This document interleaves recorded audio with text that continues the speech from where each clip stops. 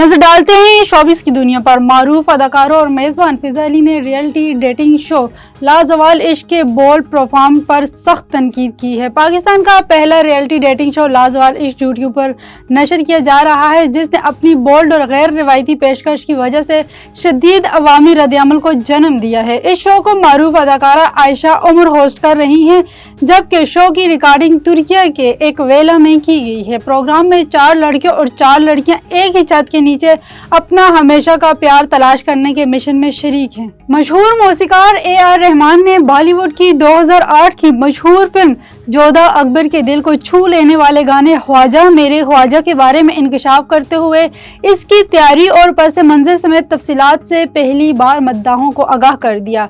भारतीय वेबसाइट की रिपोर्ट के मुताबिक AR रहमान ने हाल ही में एक इंटरव्यू में अपने मशहूर गाने ख्वाजा मेरे ख्वाजा और फिल्म डॉग मिलीनियर के लिए मिलने वाले ऑस्कर अवार्ड पर बात की है। AR रहमान ने ख्वाजा मेरे ख्वाजा के हवाले से पूछे गए सवाल पर इंकशाफ किया है कि ये गाना दरअसल फिल्म जोधा अकबर के लिए नहीं लिखा गया था जैसा अक्सर लोग समझते हैं, बल्कि इस गाने को मुख्तलिफ मंसूबे के लिए तरतीब दिया था। पाकिस्तानी म्यूजिकल इंडस्ट्री से वाबस्ता मारूफ गुलकाराओं मीशा शफी और अरूज आफ्ताब ने आलमी सतह पर पहचान कायम करने के लिए अहम कदम उठा लिया।